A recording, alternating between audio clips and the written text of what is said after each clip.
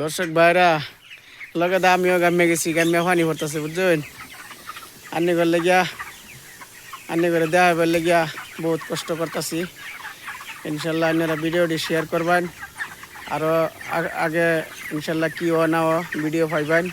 এই যে একটা ভিডিও করতেছি, এটা এনের করে ওষুধ মারতেছি, যে ওষুধটা মানে কি মেডিসিন ইয়ার লাগিয়া বয়লার বাচ্চাটি মানে বেশি গরম লাগিয়ে উঠছে, পানি মিশাইছি লগে আর কি মেডিসিন একটা দিছি, দিয়ে পানি মারতেছি বয়লার উঠে, এটাও ভিডিও পাইবেন।